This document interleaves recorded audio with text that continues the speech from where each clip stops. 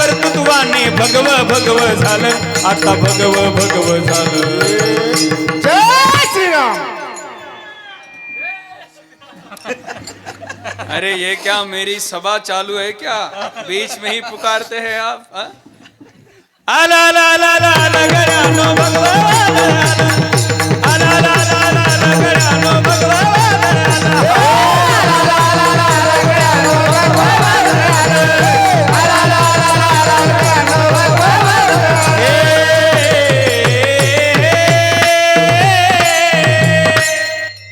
आज भारतात चांगला दिवस आलेला आहे. हिंदूच्या हृदयामध्ये प्रभू श्री रामाची मूर्ती विराजमान होणार आहे. सर एक बोलू, मी 2 वेळेस अयोध्येला गेलो गुरुजी, 2 वेळेस. एक 2015 साली आणि एक 2017 साली. 2 वेळेस मी अयोध्येला गेलो.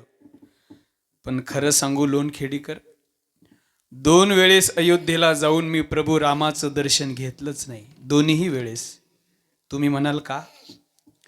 कारण त्या प्रभू रामाला विनंती करत होतो, देवा अरे आम्ही चांगल्या सिमेंट कॉन्क्रीटच्या घरामध्ये राहतो आणि तू एक सामान्य टेंटमध्ये राहतो. देवा तू या संपूर्ण भारतवर्षाचा आराध्य आहेस, तुला आम्ही सामान्य टेंटमध्ये पाहू शकत नाही. जेव्हा तू तुझ्या महालात येशील देवा, तेव्हाच तुला भेटायला जाऊ.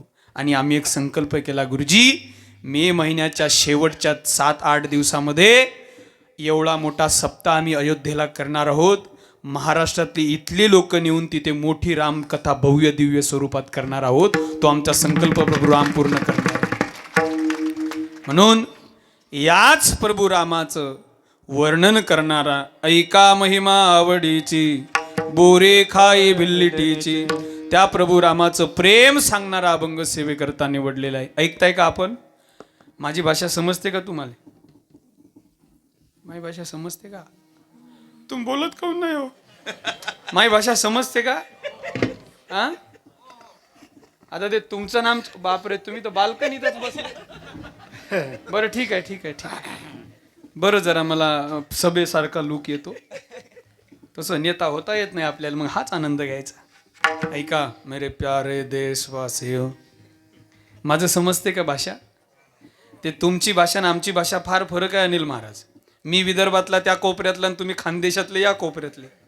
आता तुमची भाषा म्हणजे ते मला काही कळत नाही. ते पुढे किती कोणी काही बोललं आमना शेण पमना शेण असं काहीच कळत नाही. ते तुमची भाषा, ते पोरं गाणे ऐकवतात ऋषीसारखे, आम्हाला काही काही नाही.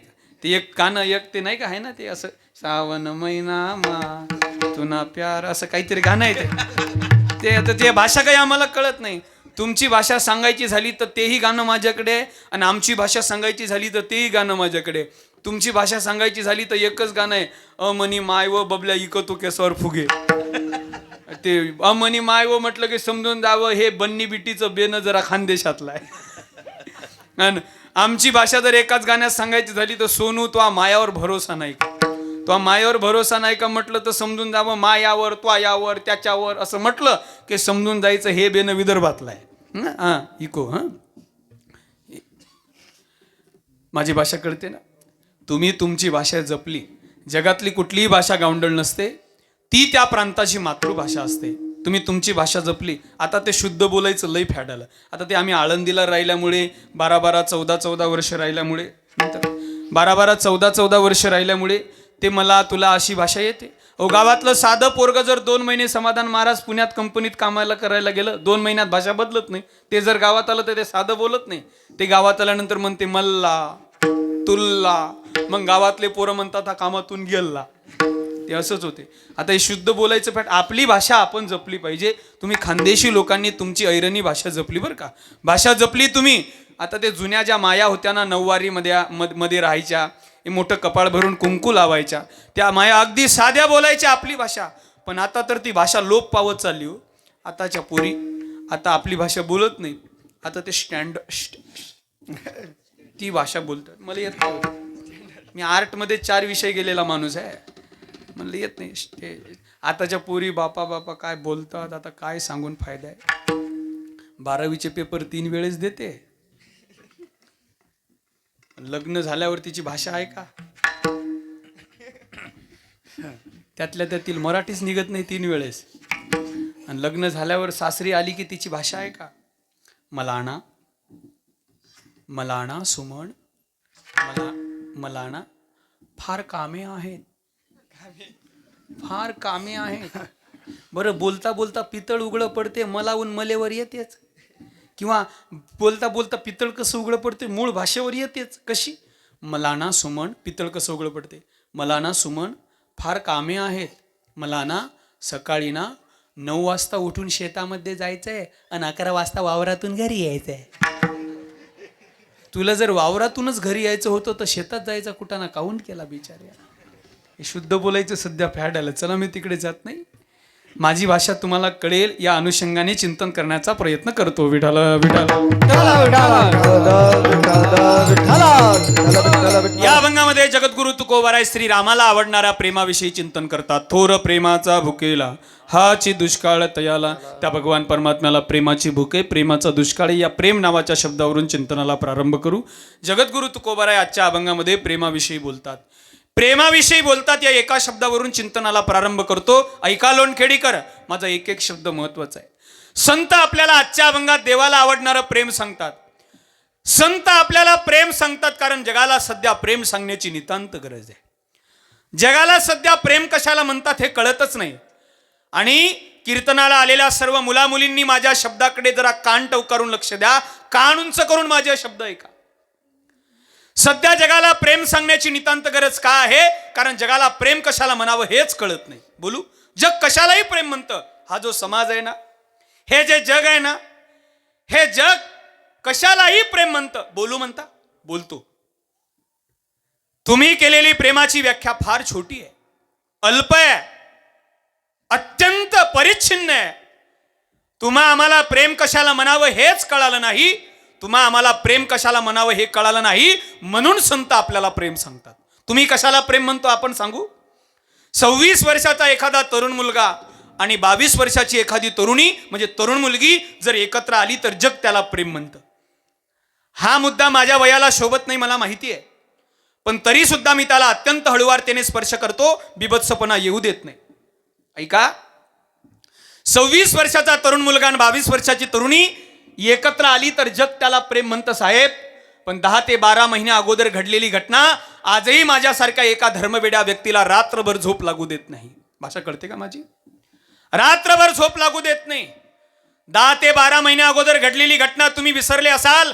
ऐका रे लोणखेडीकर, 26 वर्षाचा तरुण मुलगा आणि 22 वर्षाची तरुणी एकत्र आल्याने जर प्रेम झालं असतं ना, तर 26 वर्षाचा मुस्लिम समाजातील आफताब नावाचा मुलगा, 12 महिन्या अगोदर घडलेली घटना आहे जवळजवळ, 26 वर्षाचा मुस्लिम समाजातील आफताब नावाचा मुलगा आणि 22 वर्षाची हिंदू समाजातील श्रद्धा नावाची मुलगी, या दोघांचं कॉलेजला प्रेम झालं. आणि त्या प्रेमाचा परिणाम त्या श्रद्धा नावाच्या मुलीच्या शरीराचे 35 तुकडे करण्यात आले. ते 35ही तुकडे फ्रीजरमध्ये ठेवण्यात आले आणि त्यातला दररोज फ्रीज मधून एक एक तुकडा काढून जंगलामध्ये, जंगलातील, डोंगरातील हिंस पशूंना खाण्यासाठी टाकण्यात आला. म्हणून आजही मला प्रश्न पडतो, प्रेम जर शरीराचे 35 तुकडे करत असेल आणि तरी सुद्धा हा आंधळा समाज त्याला प्रेम म्हणत असेल, तर या समाजाला आजपर्यंत सुद्धा प्रेम कळालं नाही. समाजाला प्रेम कळालं नाही म्हणून संत तुम्हा आम्हाला आजच्या अभंगामध्ये प्रेम सांगतात. अरे प्रेम, प्रेम हा शब्द फार साधा झाला आजकाल. कशालाही लोक प्रेम म्हणतात साहेब. बोलू, प्रेम नावाचा शब्द 2.5 अक्षराचा आहे. तो 2.5 अक्षराचा प्रेम शब्द पूर्ण करण्याकरता त्या गोकुळातल्या गवळणींना आपल्या सर्वस्वाचं बलिदान द्यावं लागलं, असा प्रेम शब्द आहे. आय लव्ह यू म्हणून, मी तुझ्यावर प्रेम करतो म्हणून शब्द बोलून पलीकडे जाणं नुसतं शब्दा एवढा मर्यादित प्रेम शब्द नाहीये.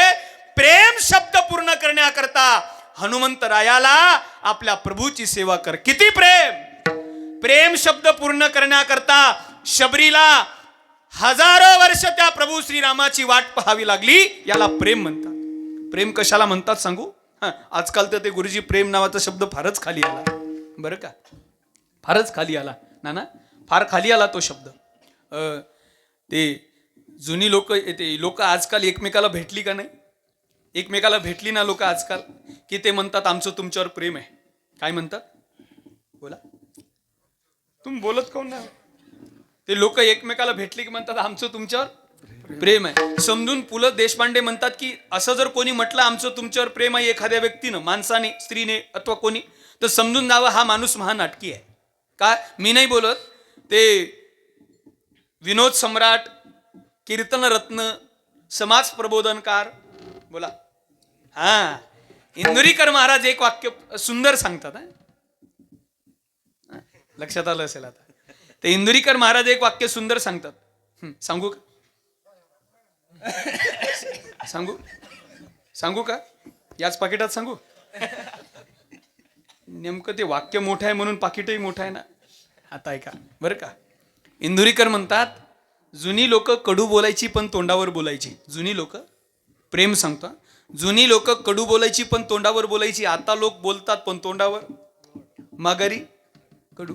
काही लोक बोलतात, आता आमच्या एवढा अनुभव जगात कोणाला नाही. कीर्तनाला गेलो आणि गाडीच्या खाली उतरलो की ते 2-3 बहादर असतात. बाबा बाबा बाबा, ते हसतातच पुढे. लोक नम्रता दाखवतात, नसते. हास्य दाखवतात, अंतकरणात प्रेम नसतं.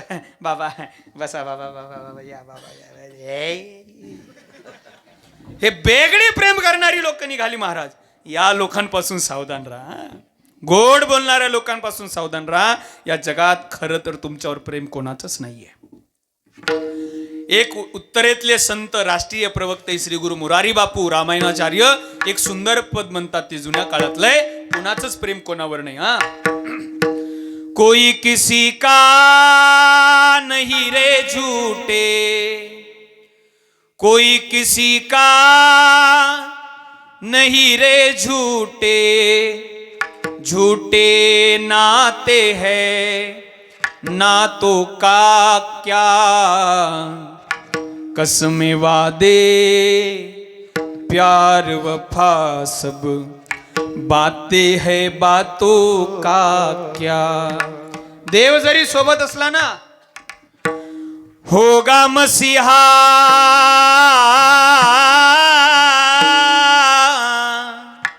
होगा मसीहा सामने तेरे, फिर भी तू ना बच पाएगा. प्रेम सांगतो, ज्या मुलासाठी अनाचार, दुराचार, भ्रष्टाचार करून संपत्ती गोळा केली, शेवटी तोच तेरा अपना, तेरा अपना खून ही आखिर तुझको आग लगाएगा. कोणी सत्तेच्या हवेत, कोणी संपत्तीच्या हवेत, कोणी ज्ञानाच्या हवेत, प्रत्येक जण कोण्या ना कोण्या तरी हवेत आहे. हवेत उडणाऱ्यांना तो कवी सांगतो की हे बाबा, आसमान में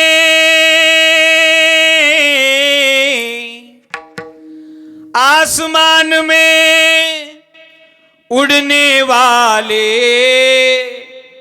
मिट्टी में मिल जाएगा, कसमें वादे प्यार वफा सब बातें हैं बातों का क्या. हे जग आहे ना, हे जग आपल्यावर प्रेम करू शकत नाही. सुख में तेरे साथ चले और दुख में सब मुंह मोड़ेंगे. माझ्या भाषेत सांगू का? दुख में सब रिटर्न गिर टाकेंगे, दुनिया वाले तेरा बनकर तेरा ही दिल तोडेंगे. अरे ही लोक देवाला सोडत नाहीत, तिथं तुम्हा आम्हाला कुठून सोडतील. प्रभू श्रीरामचंद्र विराजमान झाले, त्यावरही काही लोकांनी राजकारण केलं. हा, ही लोक देवाला मानत नाहीत, तिथं तुम्हा आम्हाला कुठून सोडतील. ज्याला अंतकरण असेल त्याला माझं शेवटचं वाक्य कळेल. मला फार भावतं बरं हे वाक्य. ऐका. देते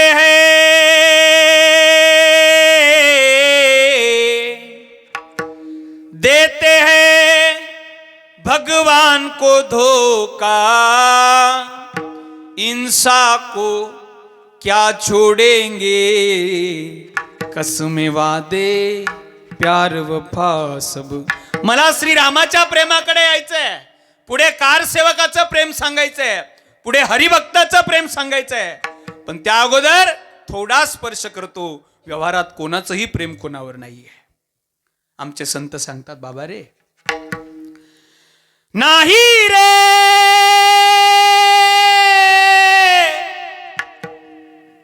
एकच शिवरंजनी म्हणते आणि 41,000 मागते.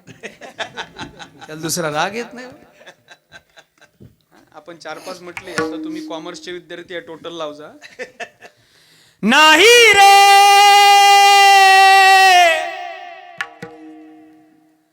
नाही कुणाचे कुणी, नाही रे नाही कुणाचे कोणी, नाही रे नाही कुणाचे कोणी, नाही रे नाही कुणाचे कोणी. अंती जाशील एकल्या प्राण्या, अंती जाशील एकल्या प्राण्या, माझे माझे म्हणून नाही रे नाही कुणाचे कोणी, नाही रे नाही कुणाचे कोणी. बहीण कुणाची, भाव कुणाचा, कोण कुणाचे सगळे सोय रे, मेल्या मागे सर्व राहिले, तुटतील धागे दोरे. या जगाच्या पाठीवर व्यवहारात कोणाचंही प्रेम कोणावर नाही आहे. प्रेमाचा विचार जर केला तर शास्त्र असं म्हणतं, प्रेम म्हटलं की पहिल्यांदा नातं समोर येतं पत्नीचं. मी एका प्रेमाकडून तिकडे जाणार आहे जे शबरीचं प्रेम आहे. प्रेम म्हटलं की पहिल्यांदा नातं समोर येतं पत्नीचं. याज्ञवल्क्य नावाचे ऋषी आहेत गुरुवर्य, माझे गुरुजी संतवीर योग मित्र गुरुवर्य तात्या महाराज कराडकर नेहमी सांगतात. गुरुवर्य तात्या म्हणतात, याज्ञवल्क्यांच्या 2 पत्न्या आहेत, एकीचं नाव आहे कात्यायन, एकीचं नाव आहे मैत्री. प्रेम म्हटलं की डोळ्यासमोर नातं येतं पती पत्नीचं, पहिल्यांदा डोळ्यासमोर नातं आहे. याज्ञवल्क्यांच्या 2 पत्न्या आहेत, दोन्हीचा संसार याज्ञवल्क्य महाराज करतात. दोघीही चक्रवर्ती सम्राटाच्या मुली आहेत, पण एका फकीराच्या झोपडीमध्ये जंगलात फाटक्या झोपडीत राहतात. असेच हिवाळ्याचे दिवस सकाळच्या कोवळ्या उन्हामध्ये याज्ञवल्क्य काहीतरी ग्रंथाचं स्मरण करत पुढे बसलेले, आणि तेवढ्यात मैत्री नावाची पत्नी दारात सहज झाडत झाडत आली सकाळी. आणि याज्ञवल्क्यांचं लक्ष मैत्री नावाच्या पत्नीकडे गेलं. मैत्रीकडे पाहिलं की याज्ञवल्क्यांनी मैत्रीला प्रश्न केला, मैत्री काय महाराज? ए मैत्री काय म्हणता महाराज? मैत्री मला तुला एक प्रश्न विचारायचा आहे. बोला ना महाराज. मैत्री खरं सांग. काय महाराज? तुझं जे माझ्यावर प्रेम आहे ते माझ्या सुखाकरता आहे की तुझ्या सुखाकरता आहे? काही प्रश्न आहे हो.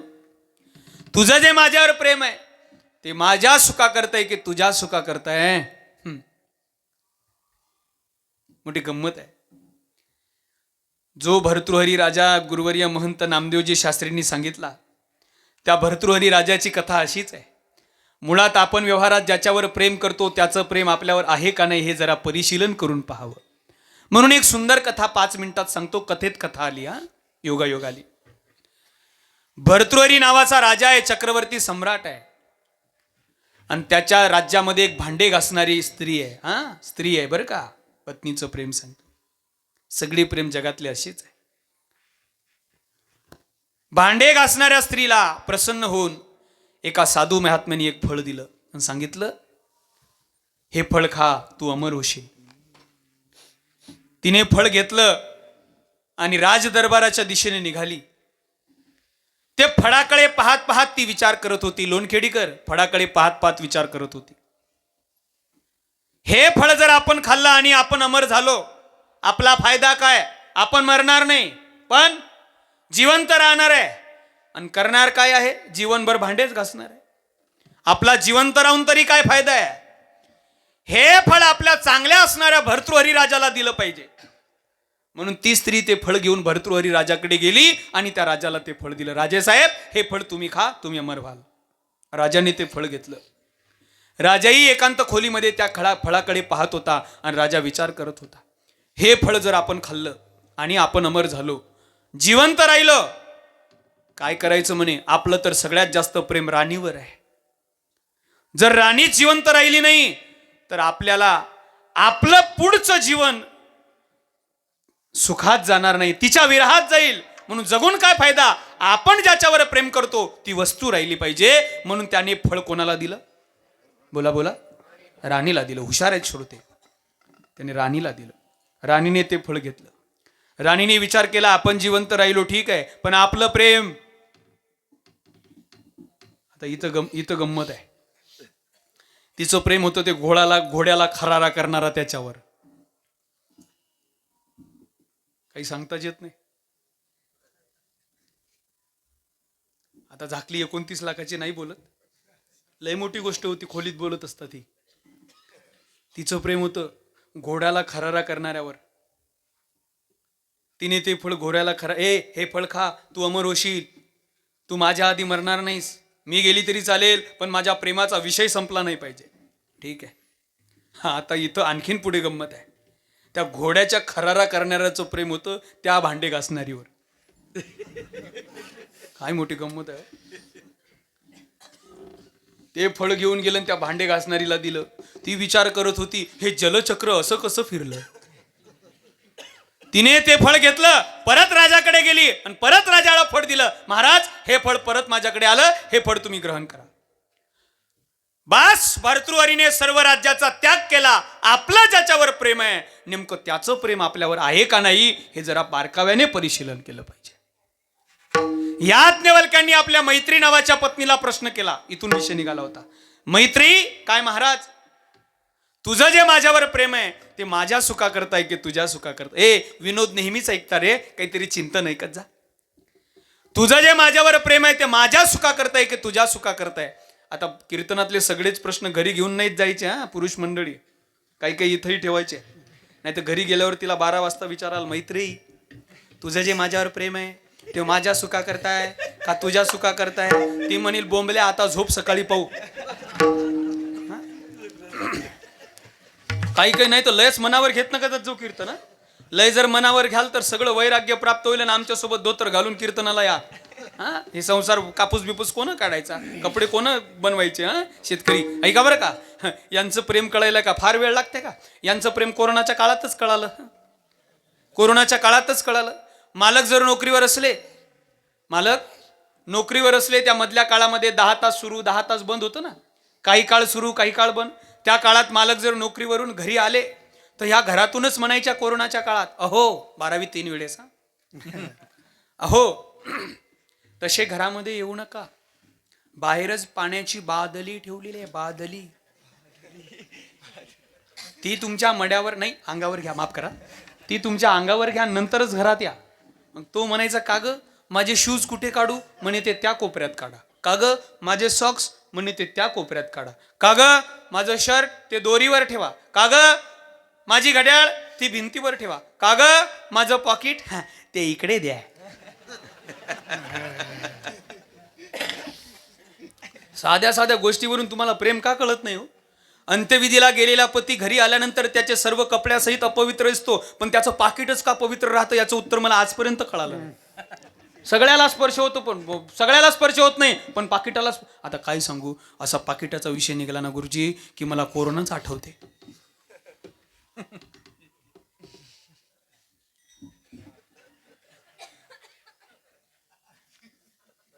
पाकिट म्हटलं की कोरोनाच आठवते. बाबा, आमचे पाकिट कोरोनात बंद झाले होते, कारण आम्हाला सवय पडली दररोज वेगळ्या रंगाचा कागद हाताला लागल्याशिवाय झोपच येत नाही. लोणखेडीकर, आता हे भूषण भाऊ अनिल महाराज आमचेच आहेत म्हणून बोलतो, घरचंच आहे आपलं गाव म्हणून बोलतो, नाही तर आपण काही बोलत नाही. समाधान महाराज, आता फक्त तिकडे टेंभा लावू नका गावाकडे म्हणजे झालं. कोरोनाच्या काळात समाधान महाराज, आता आपला दिवस रात्री सुरू होतो, यांचा दिवस दिवसा सुरू होतो. जीएसटी भरायचं काम नाही आपल्याला. लक्षात आलं तर घ्या, नाही तर तशी जिओला रेंज थोडी कमीच आहे. कोरोनाच्या काळात आई कोरोनाच्या काळात झोपच लागत नव्हती. भजन कीर्तन सगळं बंद. एक दिवस 2:30 वाजले, झोपच येत नव्हती. घराच्या बाहेर आलो, राग आला आणि गळ्यातली माळ काढली. गळ्यातली माळ काढूनच टाकली. काढली याचा अर्थ तुमच्याकडे जर 5 वर्षांनी काढतात अशी काढली नाही, जप करण्यासाठी काढली, वेगळा अर्थ घेऊ नका. मला माहित आहे तुम्ही तिकडेच जाणार आहे. जप करण्यासाठी माळ काढली आणि गल्लीमध्ये फिरत होतो. रामकृष्ण हरी, रामकृष्ण हरी, रामकृष्ण हरी, रामकृष्ण हरी. तेवढ्यात आमची मंडळी घराबाहेर, तुमच्याकडे काय म्हणतात मला माहित नाही, मंडळी, बायको, बिराड, गोंधळ. एक नवीनच शब्द आला, ट्रॉली. मुंडण ट्रॉली. ते विदर्भातला शोध आहे हा. काय पोरं शोध लावतील आजकाल काही सांगतात नाही. आमची ट्रॉली रात्रीच्या 2:30 वाजता घरातून बाहेर आली. आता मी कोरोनात उरकलेला एक सामान्य महात्मा आहे.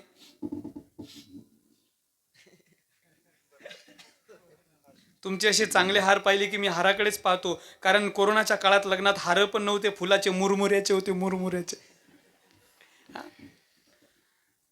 2:30 वाजता आमची मंडळी घराच्या बाहेर आली. आता आमची म्हणजे 12वी 7 वेळेस. घरातून बाहेर आल्यानंतर म्हणते, अहो, ते इंदोरीकर म्हणतात, अहो अहो. आता ते ज्याचं बांधर त्यानंच नाचवावं. 2:30 वाजता घराच्या बाहेर आली, म्हणत होती, अहो. म्हटलं काय, तुम्ही का झोपत नाही? मी म्हटलं ग, मला ना झोपच येत नाही. मग म्हणे झोपीच्या गोळ्या घ्या. मी म्हटलं मी 3 घेतल्या तरी झोप येत नाही. लोणखेडीकर. मग म्हटली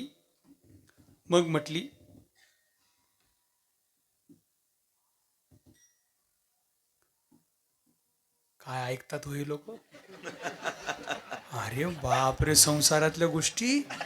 असं जर चिंतन ऐकलं तर उद्धार होईल एकाच कीर्तनात. महाराजची बायको काय म्हटली, अरे आमचा तरी संसार 16 रे कान लावायचा, गावातला एकही सोडला नाही, तुम्ही भीतीला कान लावायचा, तेवढा आमचा तर बक्षून द्या बाबा हो. महाराजची बायको काय म्हटली, वा वा वा वा वा वा. आणि ती म्हटली,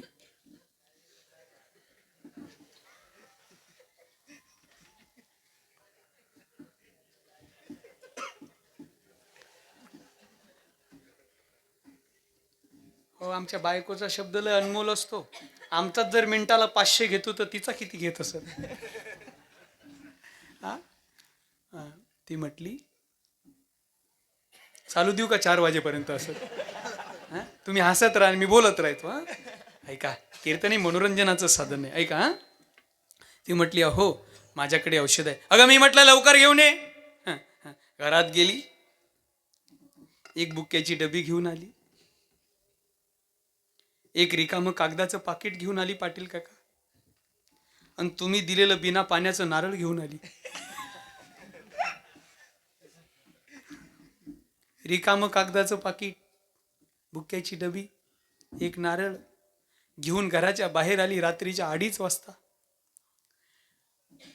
कपाळाला बुक्का लावला, रिकाम्या पाकिटावर नारळ ठेवलं, माझ्या हातात दिलं, पुंडलिक वरदे म्हटली, खोटं बोलत नाही लोणखेडीकर, अर्ध्या मिनिटात मला झोप लागली. पण माझा प्रश्न इथून पुढे तरुण मंडळाला आहे, का रे बाबा, रिकामं पाकिट जर महाराजाला एवढ्या लवकर झोपवतं,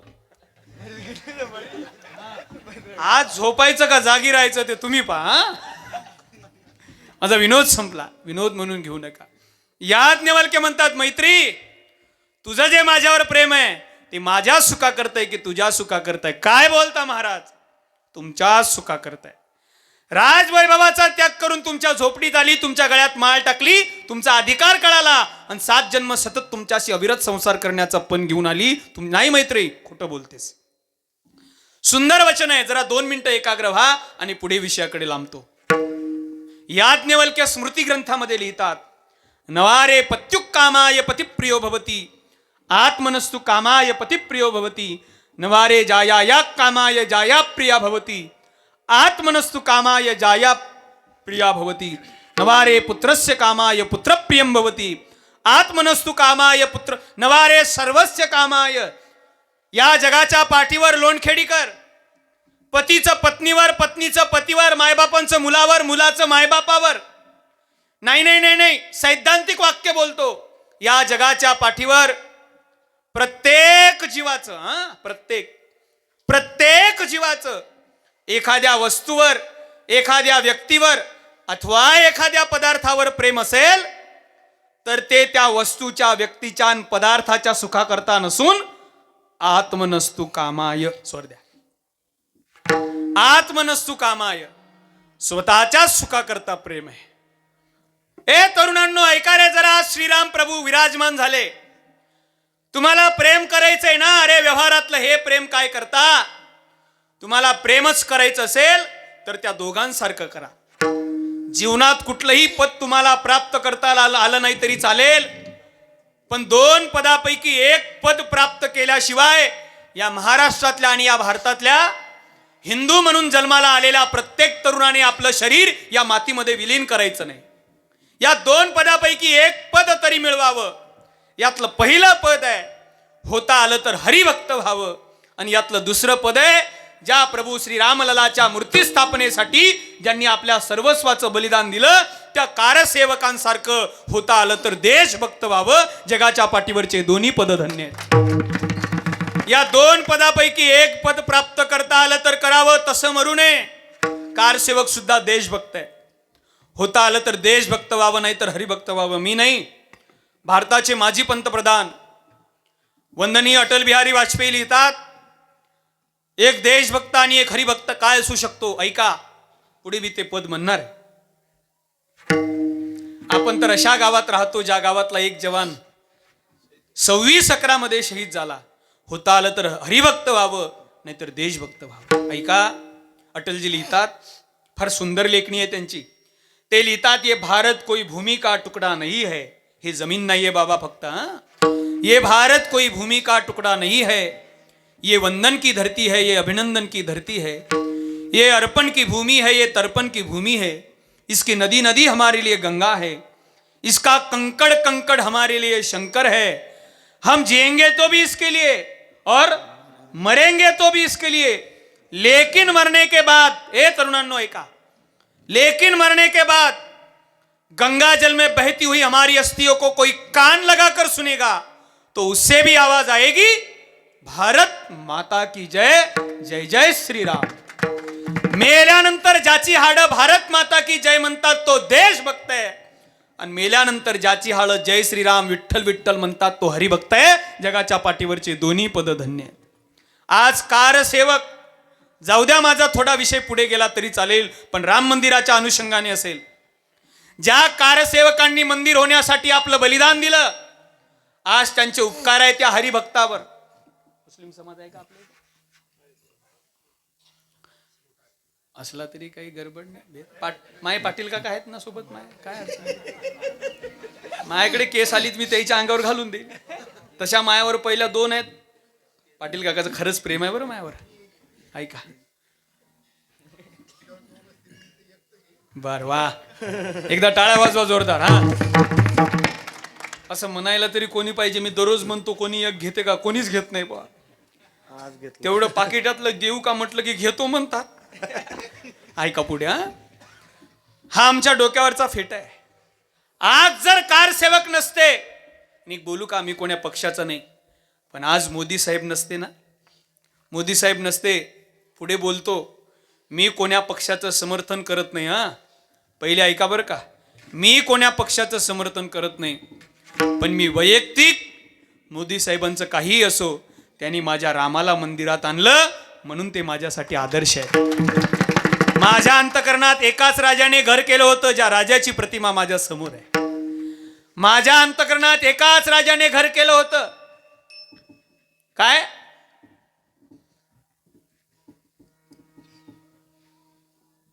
33 कोटी देवांची अब्जावधी मंदिर आहेत, पण ज्याचं एकही मंदिर नसताना, परत आहे का, 33 कोटी देवांची अब्जावधी मंदिर आहेत, पण ज्याचं एकही मंदिर नसताना अखंड हिंदुस्थानाच्या हृदयात ज्यांनी मंदिर केलं ते छत्रपती शिवाजी महाराज माझ्या अंतकरणात होते. जगाच्या पाठीवर आता दुसऱ्या एका राजाने घर गेलं, ते कोणी पुसू शकत नाही. कोणी कितीही पुढे येऊ द्या, मोदी साहेबांचं नाव आमच्या अखंड हिंदुस्थानाच्या हृदयातून आणि हिंदूंच्या हृदयातून कोणीच मिटवू शकत नाही. का त्या कार्यसेवकांचं बलिदान आहे, त्यांचं प्रेम आहे या मातीवर. म्हणून आज आपण मंदिर पाहू शकलो.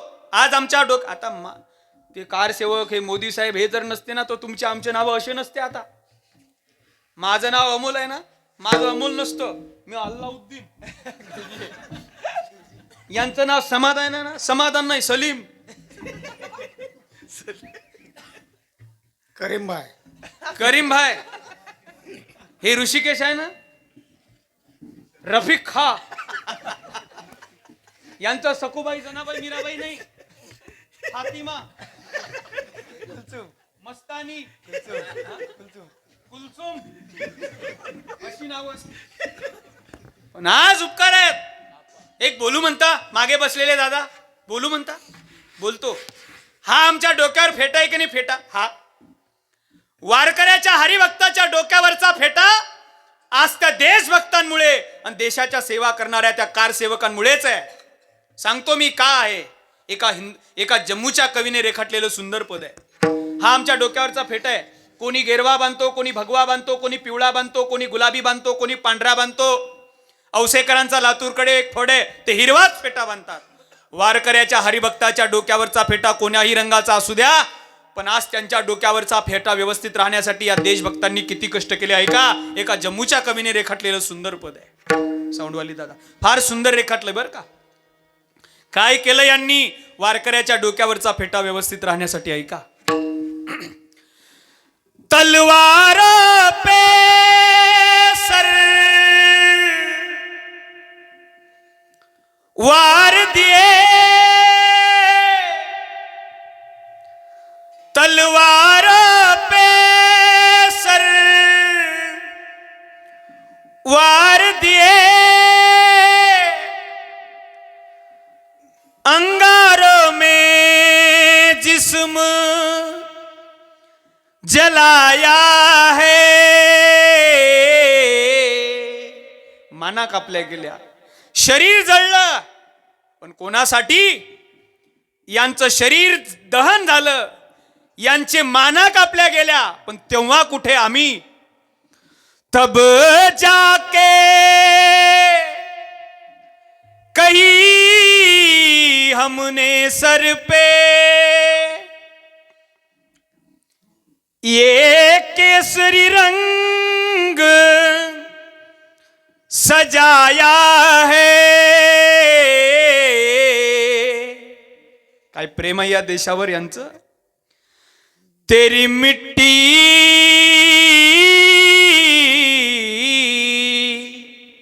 या मातीवर किती प्रेम केलं हो. तेरी मिट्टी में मिल जावा, गुल बन के मैं खिल जावा, इतनी सी है दिल की आरज़ू. तेरी नदियों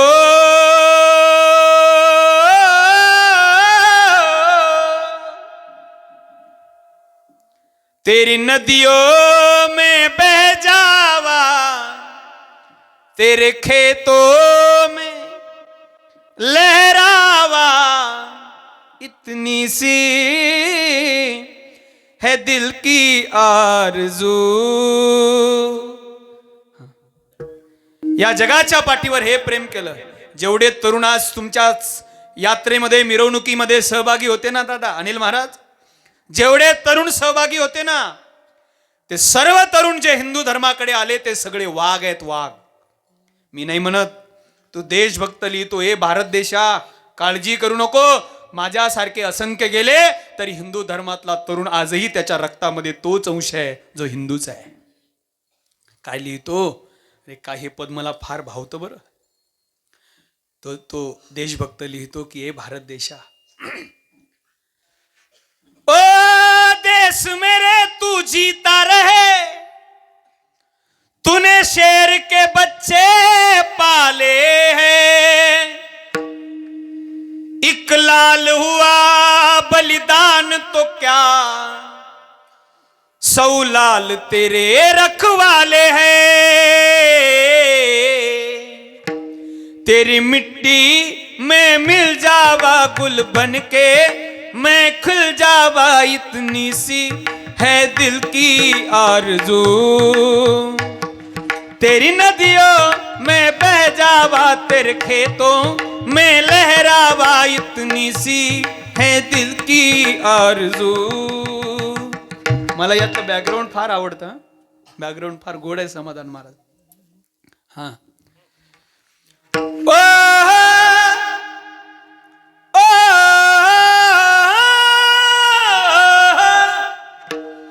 ओ, केसरी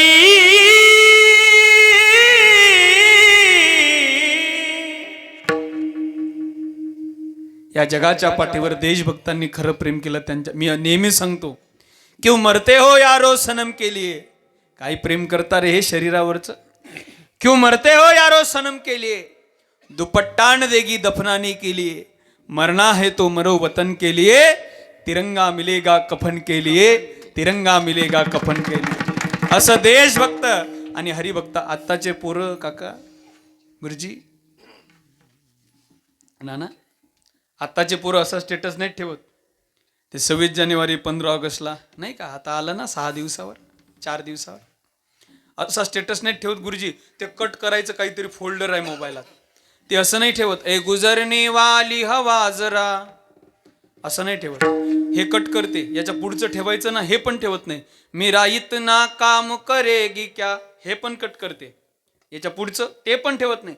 मेरे गाव जा मेरे दोस्तों को सलाम दे, हे पण कट करते. आणि याच्या पुढचं ठेवते. आत्ताचं पोरग 26 जानेवारी 15 ऑगस्टला याच्या पुढचं ठेवते, याच्या मागचं नाही ठेवत. नाही लक्षात आलं. याच्या पुढचं ठेवते म्हणे काय, मेरे गाव में है जो वो गली. या गली नसतं तो वाटोळं केलं. मस्त यावर्षी पोलीस भरतीत लय जागा होत्या, तू लागला असता. पण या गली नसतं वाटोळं केलं. बरं खाली काय लिहिते कॅप्शन मध्ये, स्टेटस मध्ये, मेरे गाव में है जो वो गली असं गाणं असते. आणि त्याच्या खाली लिहिते, जहा रहती है मेरी टिंब टिंब. नाव लिहिलं तर रट्टे नाही खाणार का जोड्याचे. मेरी टिंब टिंब को मेरा टिंब टिंब दे, मेरी टिंब टिंब को मेरा. हे आताच्या लेकरांचं. पण एक सांगू, दोघांसारखं प्रेम करा. एक कारसेवक असणाऱ्या देशभक्तांसारखं